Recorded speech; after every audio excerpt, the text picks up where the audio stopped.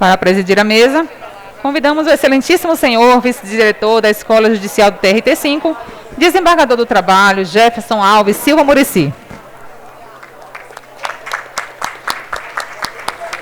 Jefferson Muricy é bacharel em Direito pela UFBA, especialista em processo civil na Fundação Faculdade de Direito da UFBA, advogado trabalhista entre 97 e 2003, foi defensor público e membro do MPT da Bahia e, em 2005, ingressou no TRT5 como desembargador do Trabalho.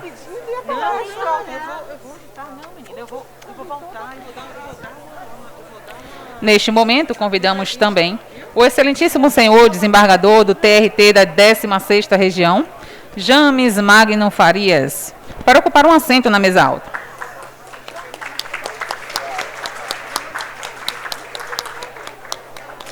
Em instantes, será iniciada a conferência de abertura com o tema O Espírito da CLT 80 anos depois. Para a leitura do currículo do conferencista, franqueamos a palavra ao presidente da mesa e vice-diretor da Escola Judicial do TRT5, desembargador do Trabalho, Jefferson Muricy. Olá, minha gente, bom dia a todos e todas. Antes de ler o breve resumo do currículo do meu caro colega James Magno, que além de colega desembargador, também dirigente de escola judicial e, enfim, é um colega muito admirado e respeitadíssimo na nossa justiça, mas antes disso, eu quero cumprimentá-las a todos e todas, dizer da minha imensa alegria de revê-los e revê-las pessoalmente, afinal de contas, esse é um evento memorável, não é, minha cara desembargadora Suzana, meu caro desembargador Ezequias? É um evento memorável, nós podermos nos encontrar pessoalmente, podermos nos olhar pessoalmente, olho no olho, nos abraçarmos, não é? Depois de tanto tempo, depois de um inverno tão longo e tenebroso da Covid. Então, a minha alegria, a minha emoção, neste momento, é muito grande. E eu não poderia deixar de externar isto para a alegria de nós todos e todas, imagino. Então, sejam muito bem-vindos, muito bem-vindas. Vamos participar com muita alegria, com muita felicidade deste momento que a Escola Judicial, através do seu diretor, Edilton Meirelles, da sua coordenadora, nossa querida Silvinha, agora também comendadora, né, da Matra 5, vai receber a medalha, foi justamente homenageada, essa baiana que veio direto de Gostoso para nos alegrar aqui na Bahia. Então, parabéns à Escola Judicial, parabéns ao Tribunal, minha gente, parabéns a todos e todas. A presidente esteve aqui, eu queria abraçá-la, ela, a corregedora, enfim, a Edilton, e abraçá-los a todos e todas. Sejam muito bem-vindos, muito bem-vindas, e que este evento seja um imenso sucesso e que nós renovemos a nossa amizade, o nosso carinho e o nosso afeto, não é? Então, dito isto, eu lerei um brevíssimo resumo do currículo. Eu vou, para quebrar um pouco o protocolo, porque há pouco a desembargadora Rosimeire, nós conversávamos aqui, minha cara desembargadora Rosimeire, ela disse que ela estranhou um pouco o início da solenidade aqui na Bahia, porque ela esperava uma abertura alegre, sorridente, informal, e estavam todos e todas muito tensos e tensas. Eu disse, olha, doutora Rosimeire, é porque talvez seja o nosso primeiro encontro presencial, depois de tanto tempo, e porque é segunda-feira de manhã e todos estamos um pouco gastos pelo fim de semana, que na Bahia a gente aproveita muito. Então, para dar esse tom coloquial, eu vou chamar, não de desembargador James, vou pedir licença, mas vou lhe chamar de James, não é? Então, o James Magno Farias é desembargador do Tribunal Regional do Trabalho, da 16ª Região, no Maranhão, desde 8 de outubro de 2008. É professor adjunto do quadro permanente do Departamento de Direito da Universidade Federal do Maranhão, desde 24 de agosto de 1992. Ele leciona atualmente Direito do Trabalho e Processo do Trabalho. É doutor em Ciências Jurídicas pela Universidade Autônoma de Lisboa, Portugal, mestre em Direito pela Universidade Federal de Pernambuco e especialista em Economia do Trabalho pelo Departamento de Economia da Universidade Federal do Maranhão. Nós fomos colegas no curso de Economia do Trabalho lá em Campinas, na Unicamp. É autor de várias obras publicadas, entre elas Direito Constitucional do Trabalho, Sociedade e Pós-Modernidade, LTR 2015. A Toda Velocidade Possível, Ensaio sobre o Mundo em Movimento, Editora Azulejo 2013, e O Labirinto Silencioso, Editora Azulejo 2014. Esse é um breve anúncio do imenso currículo e da imensa estatura que tem o James Magno, e ele vai nos falar agora, eu já não tomo mais o tempo dele, nem o de vocês, óbvio, ele vai nos falar sobre o espírito da CLT 80 anos depois. Então, com a palavra, o James Magno de Farias. Bom dia a todos e a todas. Com grande prazer que retorno à Bahia, essa terra tão querida, uma terra irmã, na qual me sinto perfeitamente em casa.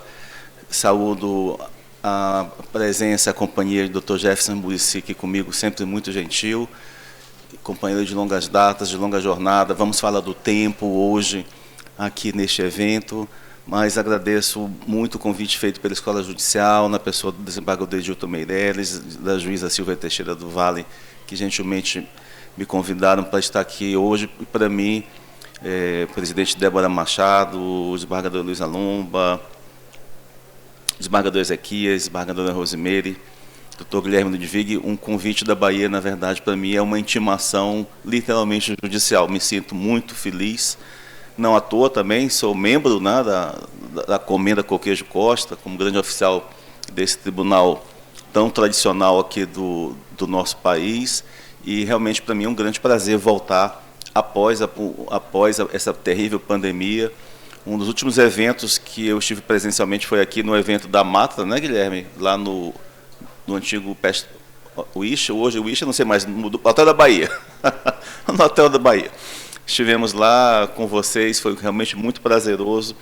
E volto novamente aqui com muita felicidade, principalmente porque vejo também a escola do TRT5 retornando ao modelo presencial, retornando ao abraço fraterno, ao contato próximo, aos olhos nos olhos, que são essenciais para todos nós.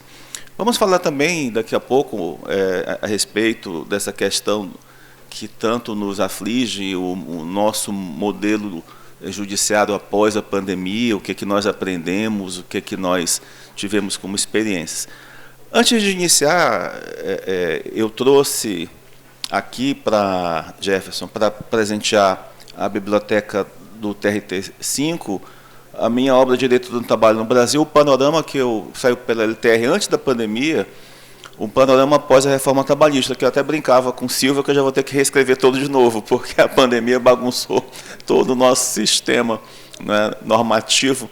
Então, muitas coisas, evidentemente, já vão ser revisadas, né? Então, trago para vocês aqui um presente para o TRT5 em relação à reforma trabalhista. Quando Silvia me convidou, ela disse assim: James, eu quero que você fale sobre esse momento da CLT, esses quase 80 anos de CLT, o que nós podemos esperar do futuro. E eu disse, olha, para falar do futuro a gente vai ter que falar um pouco do passado. E quando a CLT ela foi promulgada em 1943, o mundo estava assim. Vejam na tela. O mundo estava em guerra. Aqui eu tenho a Batalha de Stalingrado, tudo em 43. A Batalha de Stalingrado, a rendição da Afrika Korps, o exército alemão do norte da África, coincidentemente em maio de 43 também. A invasão da Sicília pelos aliados, que também é exemplo de Stalingrado, é uma virada para a guerra, na medida em que os aliados finalmente chegam à Europa, iniciando um processo de retomada do continente europeu tomado pelos nazifascistas. E o Brasil era assim, né? O trabalhador também tem seu lugar no Estado Novo. Vivíamos uma ditadura. E é interessante quando nós falamos do tempo, e esse tempo que muitas vezes nos aflige. Eu acredito que todos nós, na pandemia, passamos por grandes reflexões, porque tivemos quase todos nós perdas. Eu perdi 3 tios na pandemia, né? Passei 6 meses sem olhar minha mãe, que tem quase 80 anos. Passamos a fazer reuniões por videoconferência na família, essas mesmas reuniões por videoconferência que nós passamos a fazer também para salvar o sistema de justiça de um colapso total. Nós vivíamos em 43 uma ditadura. No entanto, nenhum de nós viveu presencialmente essa ditadura, ainda que nós tenhamos uma mãe. A minha mãe, por exemplo, nasceu em 47. Então, ela já não nasceu na ditadura do Estado Novo, mas o meu pai nasceu em 41. No entanto, meu pai não tinha memória de ditadura, porque ele era uma criança. No entanto, essa CLT que nos foi legada, e que era cheia de elementos autoritários, ela também, de uma certa forma, ela não foi vivenciada por nenhum de nós, provavelmente, talvez, por nossos avós, mas os elementos autoritários estavam na CLT. No entanto, ainda falando um pouco, sem ainda chegar na questão da CLT em si, o mundo em 43 era um mundo analógico, era um mundo tátil, era um mundo físico, era um mundo da presencialidade. Aí o Real Gabinete Português de Leitura do Rio de Janeiro, aqui nós temos uma carioca, desembargadora Rosimeire, que é um espaço, hoje eu diria, mais sensorial e lúdico do que propriamente um espaço de pesquisa, porque, desembargadora Luísa, nós temos a possibilidade de um acesso hoje ao conhecimento através da internet, né? E veja onde começa lá esse mundo 4.0, começa ainda na Segunda Guerra Mundial, quando a equipe de Alan Turing, trabalhando para o governo britânico, consegue fazer estudos, criando a máquina lógica de computação para decifrar os códigos da Enigma, aquela máquina de criptografia naval nazista que permitiu 80 milhões de combinações, inventada no início da década de 20, né, após a Primeira Guerra Mundial. São os estudos de Turing e depois Grace Hopper que vão dar início à terceira revolução industrial, que é o uso da informática na linha de produção, rompendo com a segunda revolução industrial, que durou, né, fazendo só um retrospecto rápido. Primeira revolução industrial, 1764, James Watt inventa ou aperfeiçoa a máquina a vapor, melhor dizendo, que já havia uma máquina a vapor de Newcomen. 100 anos depois, 1864, Niklas Otto, na Alemanha, inventa o motor a combustão, que vai permitir o desenvolvimento de automóveis, de caminhões, de locomotivas, de navios transatlânticos, de tanques de guerra, de aviões, de submarinos. A Primeira Guerra Mundial e a Segunda Guerra Mundial, elas são travadas no âmbito da Segunda Revolução Industrial. A revolução marcada pelo uso de quê? De petróleo e eletricidade. E grande maquinaria pesada. A terceira começa com Turing, a partir dos estudos desenvolvidos ainda durante a Segunda Guerra Mundial. E esses estudos de Turing vão mudar a nossa vida de sobremaneira quando, por exemplo, vão criar uma sociedade industrial de consumo, não é? Por exemplo, Gilles Lipovetsky trabalha muito bem como nós mudamos toda a nossa visão de consumo a partir da Segunda Guerra Mundial. Então, a CLT, ela nasce inserida na terceira revolução industrial e dentro de uma sociedade de consumo. Evidentemente, uma sociedade que precisa passar por um processo também de reconstrução dos modos e fazeres industriais, né, Jefferson? Então, o que acontece? Nós tivemos, a partir da construção de uma sociedade digital, os embriões para o que nós temos hoje. Então, quando Silvio me diz assim, vamos fazer uma reflexão sobre a CLT, eu digo, essa CLT que nós estudamos em 1900, que é de 1943, ela não pode ser a CLT que nós aprendemos muita coisa, a não ser na historicidade, porque nós não podemos aprender com algo que está tão datado. Porque essa CLT, inclusive, ela tem alguns problemas pontuais, eu enfrentei muito isso na época da reforma trabalhista. Eu estava na presidência do Coleprecol, Luísa e Ezequias acompanharam esse momento, e a Justiça do Trabalho sofrendo efeitos colaterais grandes, como ataques, né, inclusive deputados aqui da Bahia, mas não vou citar nome, já que estão na Bahia, que, na verdade, queriam aproveitar a reforma trabalhista para atacar a Justiça do Trabalho, para dizer, olha, vocês vão ter que refazer o modo, vocês estão se metendo demais, vocês são muito chatos, vocês estão atrapalhando o capital em nome dessa defesa desse tal trabalho. Deixa que a mão invisível resolve tudo. Então, vamos voltar a Adam Smith, ao século XIX, para permitir uma coisa dessa. Os defensores, né, de um modelo ausente em Friedman, né, em Nozick, né, enfim, o que acontece? Nós, no entanto, migramos na reforma trabalhista para um modelo que, aí vamos ter na pré-pandemia, o modelo pré-pandêmico, que era, evidentemente, o modelo do trabalho concentrado no modelo tradicional de empregabilidade, que é, na verdade, um avanço civilizatório, na medida em que nós chegamos para um modelo de controle social, mas que com a pandemia, com esse distanciamento social obrigatório, com a necessidade de nós termos um distanciamento por conta da doença da Covid-19, nós avançamos esse modelo digital, isso que o CNJ rapidamente se apropriou como o modelo 4.0. E é muito interessante porque a Justiça do Trabalho, desde 2017, ela foi o primeiro ramo do sistema de justiça brasileiro a ser integralmente digital, né? Então, nós conseguimos avançar, por exemplo, o modelo do PJE para todas as varas do Brasil. A última tinha sido no Pará, salvo engano, Barcarena, 2017, na 8ª região. Ou seja, nós já tínhamos na Justiça do Trabalho as ferramentas digitais necessárias para ter um modelo de prestação jurisdicional não presencial. Então, quando vejo aqueles primeiros meses, abril, maio, junho de 2020, nós sentimos aquele impacto inicial como o primeiro golpe que o boxeador sofre, e até ele voltar a ter uma consciência de como ele iria reagir para atuar, nós rapidamente conseguimos pensar, nós temos as ferramentas, nós temos um processo judicial eletrônico, nós temos o Cisbajude, né? Nós temos, né, o Simba, nós temos, enfim, todas as ferramentas que nós usamos.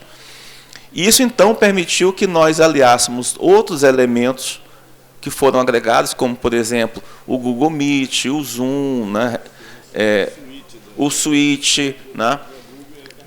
Então, nós tivemos o atendimento por advogados. E aí, o quê? Isso salvou o sistema de justiça. Tanto que os dados oficiais do CSJT e do CNJ, eles mostram que nós tivemos até um acréscimo de produtividade em relação a esse tempo, ao contrário de outros ramos da justiça que ficaram realmente, realmente abalados. Pois bem, então nós migramos rapidamente para esse modelo de justiça 4.0, né? Um modelo que hoje você tem essa possibilidade. Não está passando aqui o slide. O slide, eu me entrego, minha idade, quando eu falo em slide, né? Projetando a tela aqui. Foi agora. Slide de transparência, exatamente. Né? Deixa eu voltar aqui rápido. Pronto, agora foi. Foi, obrigado. Então, veja, nós temos que pensar, essa CLT, prestes a completar, em 2023, esse aniversário muito importante de 80 anos, dentro do contexto de era digital. Nós não voltaremos mais ao mundo analógico. E é interessante, Jefferson, porque nós estávamos já na era digital, na Justiça do Trabalho, por exemplo, nós ingressamos de forma pesada no final dos anos 90, quando nós adotamos a digitação de atas nas primeiras versões do Microsoft Word.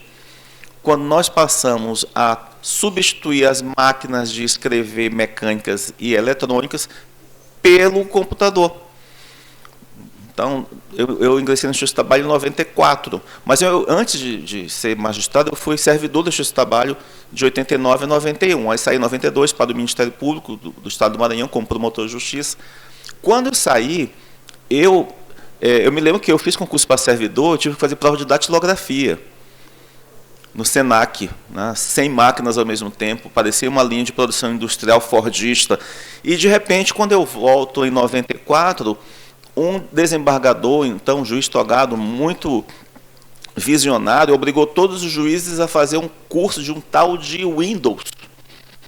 Metade foi muito contrariada, dizer, eu sou juiz, por que eu vou ter que fazer curso de computação? Leia, veja, leia, né? Que bom revê-la. Vejo, leia, eu tive que fazer um curso de um tal de Windows. Né? E aí saí de lá maravilhado, porque eu disse, isso aqui é o futuro, as possibilidades que eu tenho aqui de integrar a ata de audiência, em vez de ficar passando corretivo, e era um primeiro passo. O segundo passo, qual foi? A possibilidade de nós criarmos bancos de dados. Eu tenho sentença como juiz substituto de 95, ainda arquivada, nas primeiras versões no Word, porque elas foram sendo atualizadas e foi sendo possível o resgate. Né? Deixa eu avançar só um pouquinho. Opa, peraí, eu fui demais. Pronto. Esse processo eletrônico que nos serve hoje, ele tem 4 fases temporais. Ele tem uma fase do fotoprocesso, que é a fase na qual o CIMA, por exemplo, de vocês aqui da 5ª Região, que é o grande inspirador, na verdade, do PJE, você fazia aquele processo de escaneamento, né? Escaneava as imagens e transformava num processo digital. Depois nós migramos para esse modelo do PJE como nós encontramos. Né?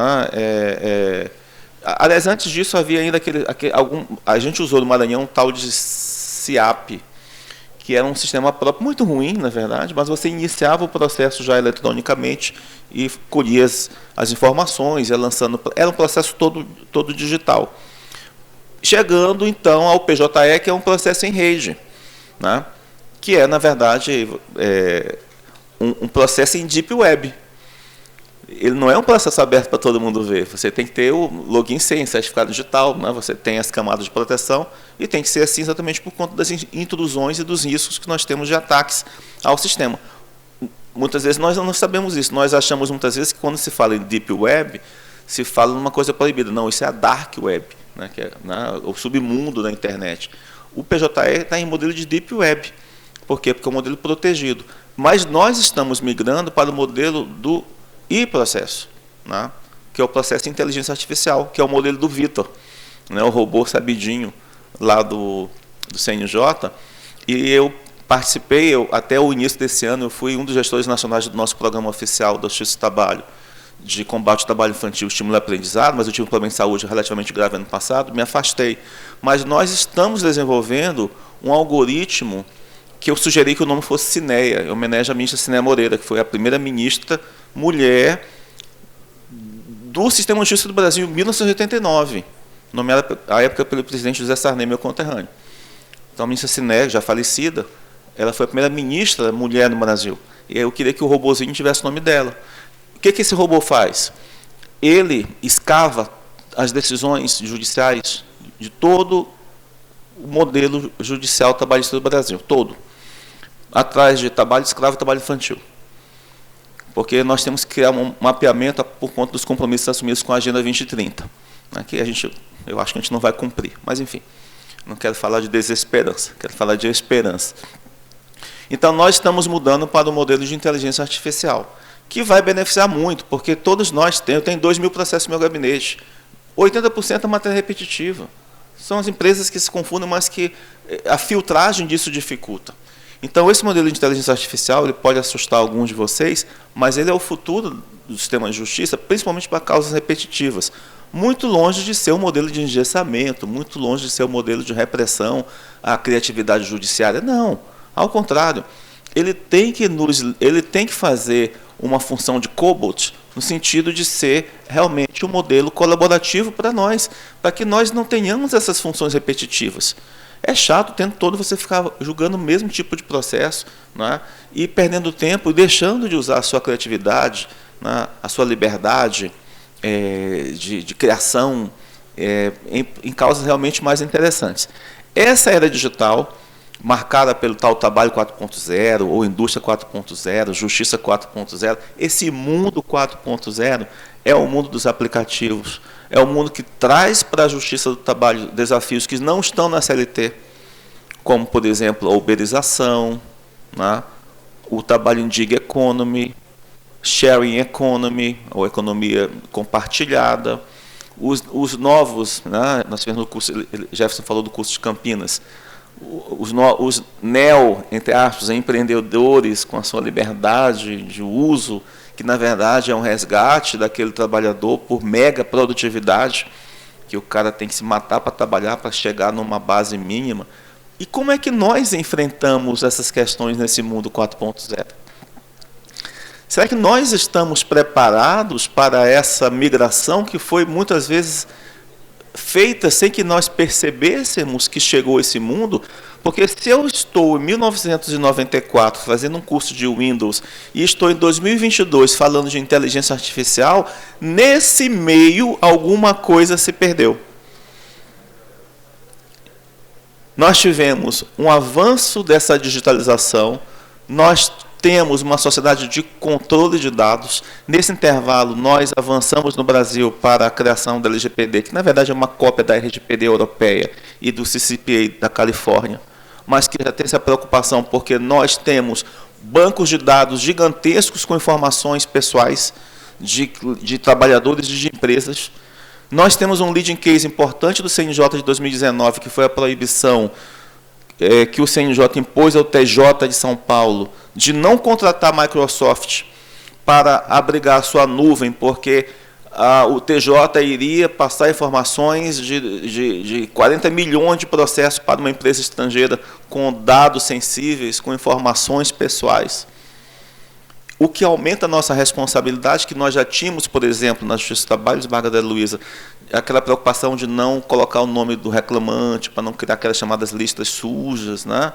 Que é objeto de ação civil pública, muitas vezes, que as empresas criavam uma lista dos empregados não desejados, os indesejados, né? Os que estavam afastados da festa do crescimento econômico do século XXI, séculos das luzes e da era digital. E o que é que nós encontramos hoje em pleno mundo 4.0? Uma CLT completamente inábil para lidar com essas situações. Até mesmo porque não nos esqueçamos que alguns dos direitos trabalhistas mais importantes sequer estão na CLT. Matéria previdenciária não está, 13º não está, trabalho doméstico não está, trabalho rural não está, FGTS não está. A própria terceirização, vocês viram que já foi aquele golpe anteriormente travado, né? No sentido de que você tivesse uma ampliação. E dentro da reforma trabalhista, até alguns pontos que eu coloco nesse livro, questões que nós devemos ter um pouco de cuidado. Por exemplo, a ampliação da mediação extrajudicial, que permite, por exemplo, uma homologação judicial depois, se quiser, né? A possibilidade de arbitragem para os chamados grandes salários, a partir do dobro do teto da Previdência. E o enfraquecimento dos sindicatos, que é terrível. Goste ou não do sindicato, né? O sindicato ele é um espaço democrático e a democracia é formada exatamente por divergências. Uma sociedade sem divergência é um laboratório autoritário. Uma sociedade que não permite a divergência, porque é da divergência que surge o diálogo. Você cria espaços autoritários. E o enfraquecimento dos sindicatos é ruim. Se vocês abrirem a internet semana passada, metade de São Luís me ama, metade me odeia, né?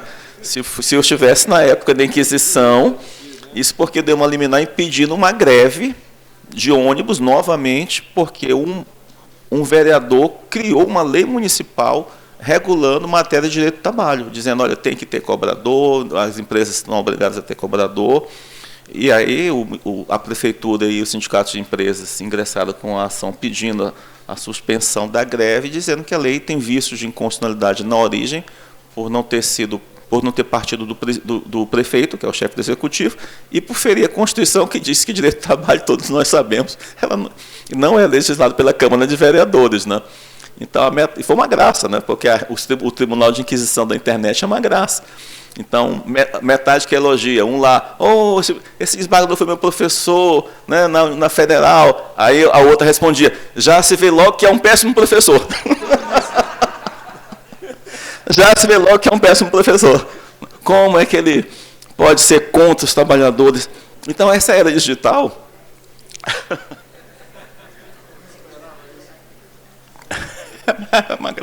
Eu me diverti.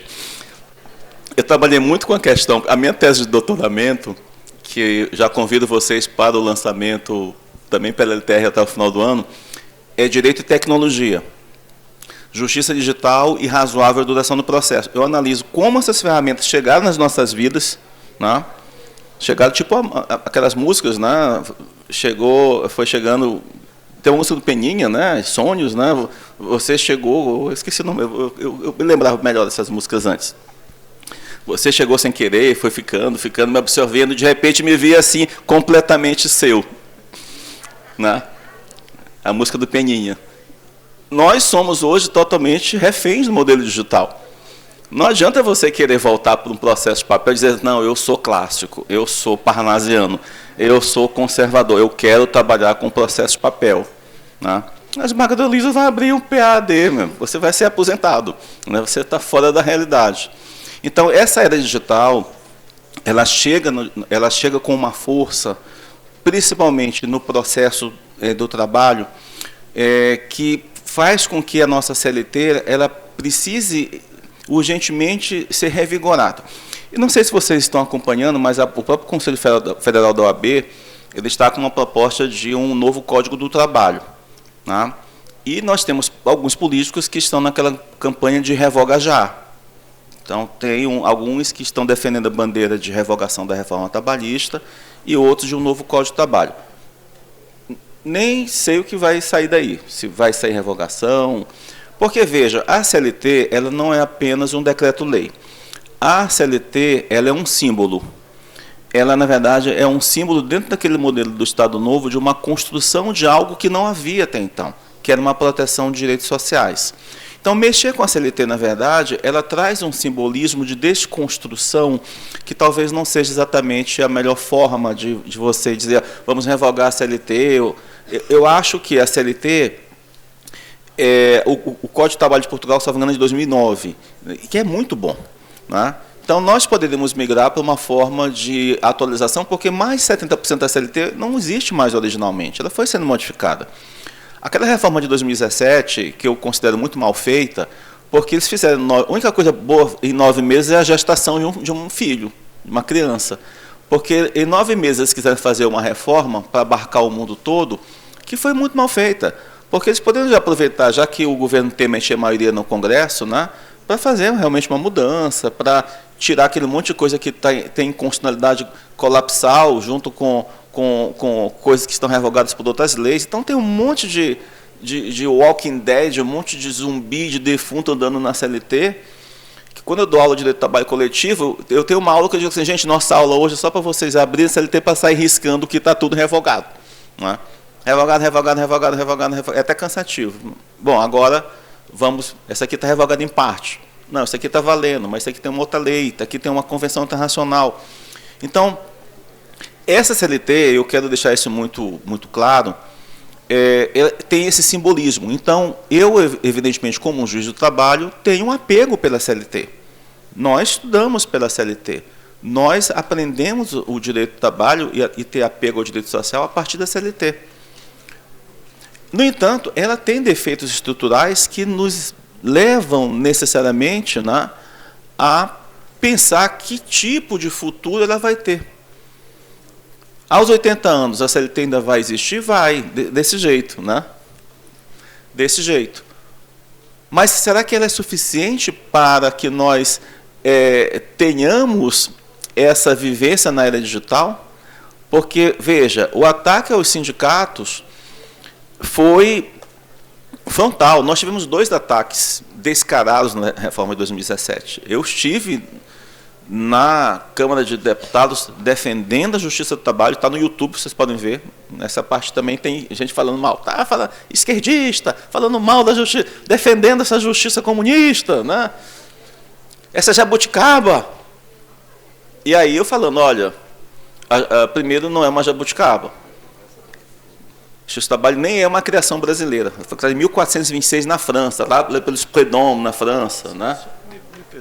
Pessoal, eu só quero pedir, porque aqui as pessoas, eu sei que nós todos estamos muito saudosos uns dos outros e das outras, e de conversar, mas, assim, a conversa, às vezes, atrapalha aqui. Eu queria pedir que fosse, ou as pessoas, claro, conversassem mais baixo, não quero cessear, obviamente, os reencontros, mas ou que as pessoas falem um pouco mais baixo para que a gente, porque chega a incomodar aqui um pouco o barulho. Então, eu queria pedir essa gentileza de todos e todas. Obrigado. Então, essa justiça do trabalho tão atacada na época da reforma trabalhista, alguns deputados eram descarados. É uma jabuticaba, é uma excrescência, só tem no Brasil, tem que acabar. E a gente fazia, com cola pré-cola, são testemunhas disso, um trabalho de ir lá no Congresso, falar com os deputados, olha, não é criação brasileira, não é uma jabuticaba, foi criada na França, em 1426, está até hoje na França, tem na Espanha, tem na Bélgica, tem na Suécia, tem na Escócia, tem na Inglaterra, tem na Argentina, tem no México, tem no Paraguai, tem na Alemanha, que é praticamente igual ao nosso, mas não tem nos Estados Unidos. Sim, mas... e não tem no Chile. Não, no Chile tinha, Pinochet extinguiu, depois voltou porque os juízes de direito criaram um colapso no sistema. Porque o juiz de direito tem uma mão mais pesada que a nossa, né? Isso é isso porque eu já fui autor como consumidor de 2 ou 3 ações, né? Contra a TAM, contra a TAP, contra o Banco do Brasil, e em todas eu gostei que a mão era bem pesada, né? Contra as empresas. E a gente tem muito mais parcimônia, sempre tivemos. Nos anos 90, eu que sou de uma geração mais antiga que vocês, né? Ou quase todos vocês, nós tínhamos muita parcimônia na aferição de dano moral. Enquanto os juízes de direito davam indenizações milionárias, nós dávamos dentro de parâmetros, né, fazendo toda aquela árvore de causas, né, criando fundamentações dentro de razoabilidade, tanto que hoje nós temos parâmetros que vão além da tabela SUSEP, por exemplo. Então, nós que julgamos sabemos, olha, acidente com morte é isso, acidente com amputação é isso, né? Então, nós temos um modelo que foi sendo criado no Justiça do Trabalho de equilíbrio. Então, eu sou um grande defensor da Justiça do Trabalho. Eu estou numa fase, no entanto, meio assim, como quase todos nós, não sei se é a pandemia, de grande tristeza, não só com a política, mas também com o próprio sistema de justiça. Muito lawfare, muita perseguição, né, muito mimimi, muita intriga, né, muita desavença. Isso faz com que, muitas vezes, nós trabalhemos até mesmo sem muita vontade. Então, nós vamos ter necessariamente ter um ponto de inflexão para mudar isso. Para que esse sistema de justiça trabalhista ele resgate algo que, para mim, é essencial, que é a alteridade. E eu tenho falado isso muito recentemente, nós temos na Justiça do Trabalho que ter mais alteridade e menos autoridade. Porque essa autoridade exagerada vai virar um autoritarismo. Perseguições, vendetas pessoais, isso tem acontecido, né, eu participo de grupos nacionais e vejo isso com muita tristeza. Mas não é apenas a justiça do trabalho. Essa semana mesmo eu estou muito triste hoje, porque meu amigo de infância, grande desembargador Ney Belo, que é um grande irmão que eu tenho, não foi nomeado ao STJ por conta de uma vendeta pessoal. Né? Então, se vocês acompanharem hoje, vão encontrar lá a motivação. Né? Uma pessoa espetacular, íntegra, estudioso, pós-doutor, professor, né? E que desembargador de carreira do TRF de Brasília, que não foi ao STJ por uma questão pessoal. Está lá nos blogs. Né? Então, que justiça é essa que nós queremos? Que CLT é essa que nós queremos? Pois é. Então, quando você começa a misturar muito política com o sistema de justiça, não vai dar certo. Então, nós vamos ter que ter um ponto de inflexão, e a CLT ela é uma das vítimas preferenciais disso que eu estou falando. Desse momento de vendetas, de pressões, de vingança. Os sindicatos viveram isso, mas nós, na Justiça do Trabalho, também vivemos. Olha, se vocês não reaprenderem a fazer justiça, nós vamos acabar com vocês. Isso está gravado, está no YouTube. Deputado Ricardo Barros, vou dizer o nome dele. Eu digo porque, quando fui presidente do tribunal, me disseram, parabéns, você é presidente do tribunal, a má notícia é que você tem 90% do orçamento a menos para administrar o tribunal. Te vira. Né? Como é que se administra um orçamento com 90% a menos? Então, isso significa o quê? Hipertensão, cardiopatia. Né? Eu tenho que entrar com uma ação contra a União por conta disso. Né? Sacrifiquei 2 anos de minha vida tentando manter o sistema em funcionamento e conseguir, né? Evitando ao máximo despedimentos de terceirizados, rompimentos de contratos, mantendo o entusiasmo da equipe, ganhando selo ouro. Mas depois vem as vendetas, né? As perseguições, tudinho. Então, isso é cansativo. Isso, para nós, eu vejo esse trabalho, eu vejo a desembargadora Débora bastante empolgada, né, falando do futuro. Isso é maravilhoso, porque a justiça do trabalho é extremamente organizada. Uma justiça rápida, célere, né, que tem uma história de eficiência na sua prestação jurisdicional e que tem tantos poucos problemas, eu diria, em comparação com outros sistemas de justiça. E a melhor qualidade, evidentemente, a eficiência. Ministro Caputo virá aqui, ele esteve na 16ª no mês passado, muito educado, muito formal, mas com um olhar muito aguçado do tempo, principalmente, né, da duração. Eu, por exemplo, eu tenho 2.000 e poucos processos, apenas 80 atrasados, mas suficientes para receber um puxão de orelha, porque são 80 apenas, porém 80 muito atrasados. Né? Então, eu vejo, o tempo está nos rondando. Né? Dizia o filósofo francês Gilles Deleuze, às vezes nos dão problemas como se fossem quimeras, mas nós temos que aprender a resolver os problemas a partir do diálogo. E a busca de soluções dialogadas é uma marca da justiça do trabalho. A conciliação é uma marca da justiça do trabalho. Né? Quando nós participávamos daquelas discussões acerca do CPC de 2015 e diziam, o CPC vai revolucionar porque ele vai implantar conciliação no sistema de justiça. Gente, pelo amor de Deus, gente. Nós, na Justiça do Trabalho, a primeira coisa que nos ensinam nas semanas de formação inicial, né, é os benefícios da conciliação. Né? Então, o tempo todo nós queremos conciliar porque nós sabemos que um processo conciliado é um processo que vai, né, desafogar hoje não mais as prateleiras, né, mas os slots de histórias do processo judicial eletrônico. Então, essa reforma trabalhista, ela teve um alvo grande para os sindicatos e para a Justiça do Trabalho, a ponto de, né, sair aquela norma infame dizendo como é que a Justiça do Trabalho teria que formar sua jurisprudência. Né, que recentemente o Supremo já derrubou aquela loucura. Né, e a outra loucura, também grande, em relação à criação do princípio da intervenção mínima na vontade coletiva. Você não vê ninguém ditando norma para o TSE, para o STJ, mas para a Justiça do Trabalho, eles se arvoraram no direito de determinar. Vocês, né, devem se meter ao mínimo quando as partes estiverem querendo fazer o contrário. Aí vem, né, inversão do 619, 620, enfim. Então, nós temos esse modelo. E como é que fica o nosso sistema de justiça, esse modelo trabalhista após a pandemia? Eu dizia, nós já tínhamos as ferramentas. Nós passamos, então, a adotar um modelo de audiência através da internet. Que eu acho que todo mundo gostou, inclusive advogados de outras. Eu recebo advogados da Bahia, inclusive, na sessão da minha 2ª turma lá. De Brasília, do Rio Grande do Sul, Mato Grosso, São Paulo. E mesmo nós já retornamos, o ministro Caputo, ele é defensor do retorno presencial, mas ele disse assim, olha, mas eu não me oponho que haja um hibridismo, né? Fica melhor para vocês. E na minha turma é uma graça, porque eu sempre fui muito tecnológico, eu faço audiência de casa.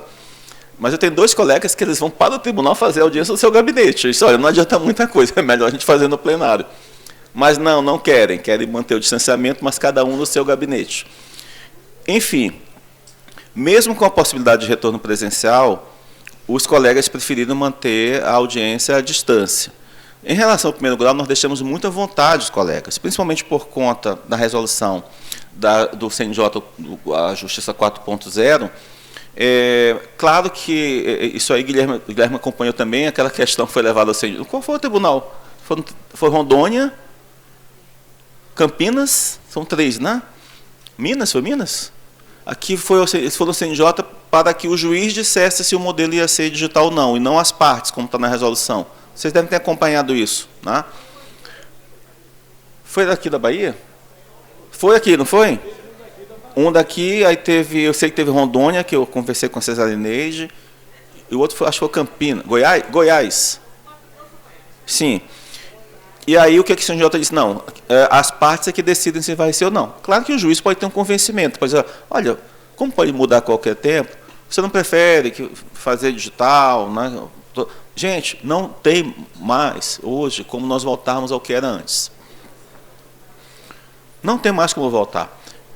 Se eu fosse advogado, eu prefiro 1000 vezes fazer tudo online, porque sem sair de casa, ele faz uma sessão na Bahia, no Maranhão, em Goiás, em Brasília, senão ele se desloca como era antes, fazendo toda, né, essa tour aérea nesse país enorme que é o Brasil. E nós temos hoje uma perspectiva, né, de uso inteligente dessas ferramentas. Então, por exemplo, coloco na tela, prevalência do teletrabalho. O teletrabalho é uma exceção. Com a pandemia, todo mundo ficou em teletrabalho. No meu gabinete, no começo foi horrível, depois melhorou, mas é uma questão de adaptação. Tem colega, servidor que gosta, tem servidor que não se adapta, não é? Então, os magistrados vão ter que ter sensibilidade de perceber a importância realmente do teletrabalho e se é eficiente, porque se não é eficiente, bota a pessoa para trabalhar presencialmente. Atendimento remoto às partes advogadas, é uma maravilha, não é? Você faz o atendimento hoje remoto. O advogado abre um chatzinho, um linkzinho no Zoom ou no Google Meet, recebe, resolve o problema. Notificações ao varais eletrônicos já fazíamos antes, vamos fazer cada vez mais. No futuro não vai ter mais nem carta precatória, nem carta rogatória. Já está em abolição. Então, nós temos que fazer o quê? Unir essas ferramentas à razoável duração do processo. E, me aproximando do final, uma pergunta para vocês. E como fica o direito em relação às profissões do futuro? Vocês já perceberam que cada vez mais nós fazemos concurso aqui no Justiça do Trabalho para não juristas? Nós fazemos concurso para engenheiro de computação, TI, estatístico, matemático, engenheiro, porque são eles que vão manter a arquitetura desse processo virtual. Claro que nós vamos precisar dos juristas ainda, né? Nós temos 4.000 vagas abertas no Brasil todo. Mas, cada vez mais para não juristas, porque nós precisamos adaptar esse mundo de 2022 à era digital, ao mundo 4.0. Então, quando passa um dia sem PJE, é um transtorno. Não tem PJE, não posso fazer nada, não sei o que, parece assim que caiu uma bomba atômica. E aí, realmente, chegando na conclusão, eu trago uma reflexão que eu acho muito bonita do professor paraibano Eduardo Rabenhorst, radicado há muito tempo na França, que serve para todos nós, para os mais jovens e para os mais velhos. Porque quando nós falamos de tempo, eu posso falar do tempo enquanto memória, na concepção de Santo Agostinho. Mas eu posso falar do tempo enquanto esperança, na visão de Rabenhorst. Quando ele fala, o direito não é mais pirâmide, é nuvem, dinâmica e movediça que a todos alcança. Não é verdade? O direito não é mais aquela estrutura piramidal sólida. O fórum, usando um conceito do professor britânico Richard Susskind, não é mais um espaço solene de um prédio físico. Você não perde a sua autoridade porque está despachando no processo online. Ao contrário, digitalmente você tem uma amplitude, tanto para ser crucificado, como eu fui recentemente nos tribunais da Inquisição digital, quanto para levar conhecimento aonde nunca tinha chegado antes. Então, Rabenhorst, quando diz que o direito não é mais pirâmide, se inspira em Michel de Walmarty, no sentido de que essa dinâmica da nuvem vai fazer com que um país onde nós já temos mais de 80% da população com acesso à internet possa usar essa internet não apenas como uma forma de acesso à justiça, mas também de acesso ao conhecimento, mas principalmente de acesso à dignidade e inclusão digital. Então, trago as conclusões. Não basta o sistema de justiça ter a última tecnologia, aplicativos ou inteligência artificial, se a mentalidade dos juristas continuar igual dos séculos passados. Uma mentalidade excludente, elitista, hermética, isolada e alienada da realidade. E nem gerar o risco de exclusão digital ao acesso à justiça, que é outra preocupação que nós temos, de transformar os excluídos sociais de hoje em futuros excluídos digitais amanhã. Então, é função também da justiça aproximar. E aí, evidentemente, falo que eu estou pessimista, mas eu também tenho o otimismo, né, do uso da inteligência artificial, do uso da tecnologia, sabendo dos riscos do Big Data, das Big Techs, o caso do TJ de São Paulo que eu mencionei há pouco, de você entregar conhecimento e informação de graça para as Big Techs, né? Por isso o risco da LGPD realmente ter que atuar. E, finalmente, doutora Silvia, termino com uma esperança, uma mensagem de esperança de que essa nova e-justiça, essa justiça eletrônica, possa realmente receber os melhores adjetivos: transparente, acessível, dinâmica, ágil, confiável, honesta, eficiente e rápida.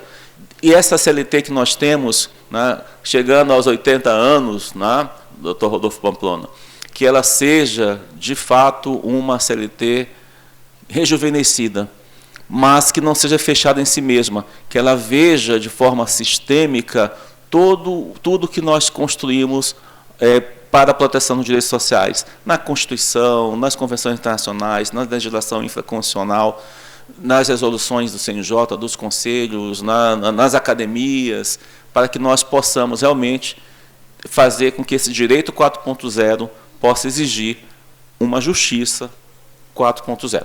Muito obrigado pelo convite, grato sempre. Luz, saúde e paz para todos.